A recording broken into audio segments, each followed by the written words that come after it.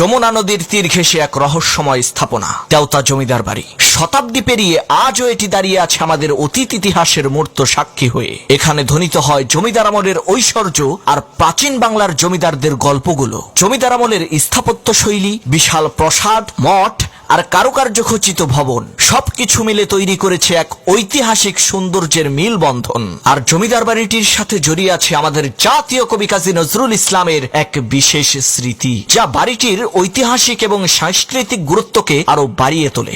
বন্ধুরা, আজকে আমি আলমাস হুসাইন আপনাদেরকে নিয়ে যাব তেওতা জমিদার বাড়ির অন্দরমহলে, যেখানে প্রতিটি ইট পাথরের মাঝে লুকিয়ে আছে এক অমর কাহিনী। একটা কথা বলে রাখা ভালো, এই জমিদার বাড়িটি কিন্তু বাংলাদেশের মানিকগঞ্জ জেলার শিবালয় উপজেলা তেওতা নামক গ্রামে অবস্থিত। তেওতা জমিদার বাড়ির স্থাপনাটি তৈরি করা হয় 1700 শতকে। উইকিপিডিয়ার তথ্য অনুযায়ী এই জমিদার বাড়িটি নির্মাণ করেন জমিদার পঞ্চানন সেন। এখানে দুঃখের বিষয় হলো, আমি এই জমিদার বাড়ির এলাকার লোক হওয়া সত্ত্বেও আমাকে উইকিপিডিয়া থেকেই তথ্যটা নিতে হলো, কারণ আমার দাদার দাদাও নাকি এই জমিদারদেরকে দেখে নাই। যাই হোক, তৎকালীন সময়ে তেওতা ছিল একটি সমৃদ্ধ এলাকা, আর এই জমিদার পরিবার তার আভিজাত্য ও প্রভাবশালী পদচারণায় এলাকা শাসন করত। তেওতার জমিদার বাড়ি সেই সময় কেবল একটি বাড়িই ছিল না, এটি ছিল একটি শক্তিশালী কেন্দ্র, যেখানে জমিদারি আমলে বিভিন্ন সামাজিক, সাংস্কৃতিক এবং ধর্মীয় অনুষ্ঠান হতো। তেওতা জমিদার বাড়ির স্থাপত্য শৈলী বিশাল এবং অত্যন্ত মনোমুগ্ধকর। বাড়ির প্রতিটি স্থাপনা, মূল ভবন, মঠ এবং কারুকার্য খচিত দরজা জানালা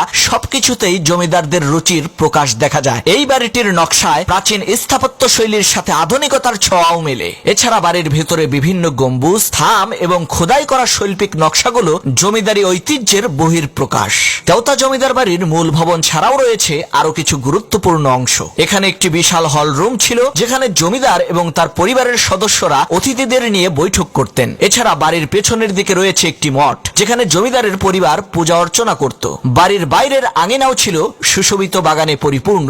আজ তেওতা জমিদার বাড়ি শুধুমাত্র একটি ঐতিহাসিক স্থাপনা নয়, এটি আমাদের জাতীয় কবির স্মৃতি বিজড়িত একটি পবিত্র স্থান। এখানকার প্রতিটি করিডোর যেন এখনো সেই সময়কার ছন্দকে বহন করে। কবি নজরুল ইসলামের প্রেরণা, তার কবিতার শক্তি এবং তার দেশপ্রেমের বার্তা আজও এই স্থাপনাটির প্রতিটি ইট পাথরের সাথে মিশে আছে। বন্ধুরা, জমিদার বাড়ির এই পুকুরটিতেই নাকি প্রমীলা দেবী কলসিতে করে পানি নিতে এসেছিলেন, আর এই পুকুরের ঘাটলায় কবি নজরুল ইসলাম বসে প্রমীলা দেবীর দিকে তাকিয়েছিলেন। প্রমীলা দেবী যখন বিষয়টি বুঝতে পারেন, তখন তিনি কবি নজরুল ইসলামকে বলেন, কি মিয়া, আমার দিকে এইভাবে চেয়ে আছেন কেন? তখন নাকি কবি নজরুল ইসলাম এই ঘাটলাটিতে বসেই তৎক্ষণাৎ তার সেই প্রিয়সী প্রমীলা দেবীকে উদ্দেশ্য করে রচনা করে ফেলেন, তুমি সুন্দর তাই চেয়ে থাকি প্রিয়, সে কি মোর অপরাধ, তোমার ছোঁয়াতে মোর আকাশের চাঁদ উঠে ঢলিয়া উন্মাদ।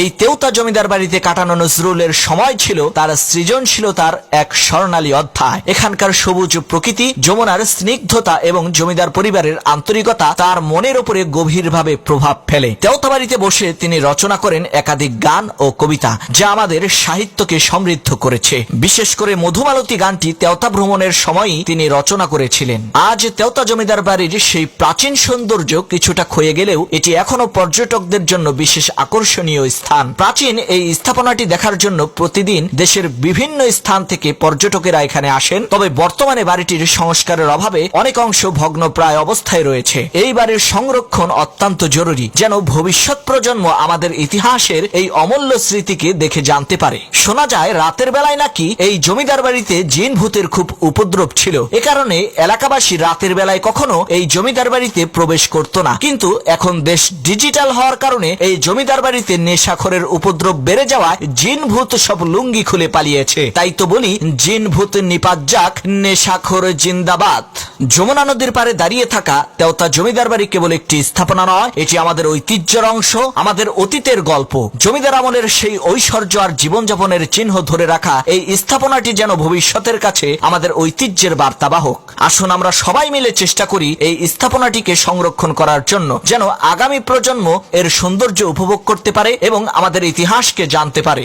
আর সাথে সাথে তারা যাতে এটাও জানতে পারে যে ক্ষমতার ঐশ্বর্য কখনোই চিরকাল থাকে না। আজ এই জমিদার বাড়ি ঠিকই আছে, কিন্তু এই বাড়িতে যারা জমিদারি করত, যাদের প্রতিপত্তি আর দাপটের কারণে মানুষ ছাতা ছাড়া আর জুতা ছাড়া এই জমিদার বাড়ির সামনে দিয়ে মাথা নিচু করে হেঁটে যেত, যাদের এক হুঙ্কারে সমস্ত এলাকা কেঁপে উঠত, আজকে তাদের হাড্ডিও মনে হয় খুঁজে পাওয়া যাবে না।